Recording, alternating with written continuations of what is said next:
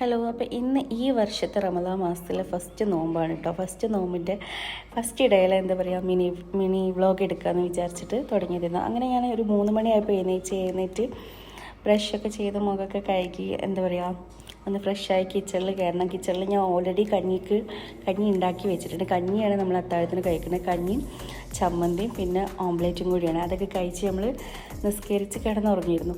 അതിനുശേഷം പിന്നെ രാവിലെ എഴുന്നേറ്റിക്കാണ് ഞാൻ ബെഡും കാര്യങ്ങളൊക്കെ വെച്ചിട്ട് റൂമൊക്കെ സെറ്റാക്കിയിട്ട് അടുക്കളയിൽ കയറിയിട്ട് എൻ്റെ എല്ലാ ജോലികളും തീർത്തു. കുറച്ച് പാത്രങ്ങൾ കഴുകാണ്ടായിരുന്നു, അടുക്കള ഒന്ന് വൃത്തിയാക്കിയിടാനും അങ്ങനത്തെ കാര്യങ്ങളൊക്കെ ഉണ്ടായിരുന്നു. അതൊക്കെ തീർത്ത് അപ്പേക്ക് നൈല് കരയുന്നുണ്ടായിരുന്നു. അവളെ കുളിപ്പിച്ച് റെഡിയാക്കി ഞാൻ എന്ത് ചെയ്തു, അവൾക്ക് പാലും കൊടുത്തി അവളെ ഉറക്കി. അവളെ ഉറങ്ങിക്കഴിഞ്ഞാൽ എനിക്ക് കുറച്ച് സമാധാനമാണ്.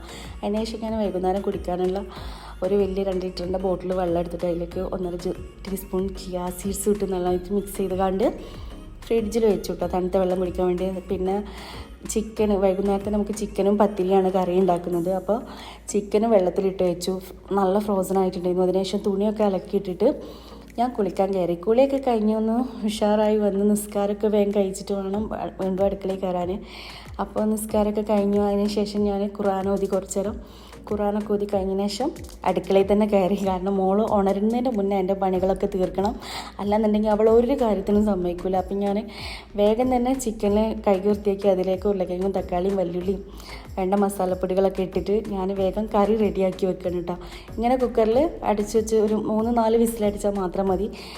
അപ്പോൾ അവിടെ കുക്കർ വിസിലടിച്ച് അപ്പോഴേക്ക് നമ്മൾ എന്ത് ചെയ്യുക, തേങ്ങ ഒന്ന് വറുത്തെടുക്കുക. തേങ്ങ വറുക്കാൻ ഞാൻ കറിവേപ്പിലയും ചെറിയുള്ളിയും മല്ലിപ്പൊടിയും ജീരകമൊക്കെ ഇട്ട് തേങ്ങ നന്നായിട്ട് വറുത്തെടുത്ത് കണ്ട് നമുക്കത് അരച്ചെടുക്കണം കറിക്ക് ആവശ്യമുള്ളത്.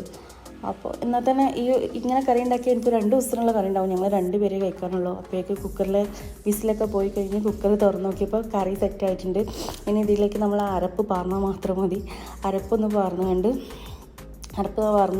കറി ഒന്ന് തിളച്ച് വരുമ്പോൾ വീണ്ടും ചട്ടി അടുപ്പത്ത് വെച്ച് അതിലേക്ക് വെളിച്ചെണ്ണ ഒഴിച്ച് നമ്മുടെ ചെറിയുള്ളിയും കറിവേപ്പിലയും കൂടി മൂപ്പിച്ച് ചേർത്ത് കൊടുത്തു. മൂപ്പിക്ക, വറവിടുക, തുമ്പിക്ക, അങ്ങനെ പല പേരുമുണ്ട്. നിങ്ങളെ നാട്ടിൽ ഏതാ പേര് പറയുന്നതെന്ന് വെച്ചാൽ നിങ്ങൾ കമൻറ്റ് ചെയ്യട്ടോ. അപ്പോൾ അത് ചെയ്ത് കണ്ട് ഞാൻ എന്ത് ചെയ്തു, കറിയായി കഴിഞ്ഞപ്പോഴേക്ക് ഷിംക്കാക്ക് എന്ത് ചെയ്തിരുന്നു, പത്തിരിയും കുറച്ച് പൊറോട്ടയും ഒക്കെ കൊണ്ടുവന്നിരുന്നു. പിന്നെ ഞാൻ ഫ്രൂട്ട്സും കട്ട് ചെയ്ത് വെച്ച് ജ്യൂസും ഉണ്ടാക്കി, അവക്കാഡോ ജ്യൂസും ഉണ്ടാക്കി. അപ്പോൾ അങ്ങനെ നമ്മളെ നോമ്പ് തുറക്കി ഒരു കട്ടൻ ചായയും ഇത്രയേ ഉള്ളൂ കേട്ടോ. ഈത്തപ്പഴവും ഇത്ര വിഭവമുള്ളൂ, പൊരികളൊന്നും ഉണ്ടാക്കില്ല. അപ്പോൾ ഞങ്ങൾ നോമ്പ് തുറന്ന് അതൊക്കെ കഴിച്ച് നിസ്കാരവും മോത്തും കാര്യങ്ങളൊക്കെ കഴിഞ്ഞ് പിന്നെ ഞങ്ങൾ കിടന്നുറങ്ങി. അപ്പോൾ അത്രയേ ഉള്ളൂ കേട്ടോ. ബായ്.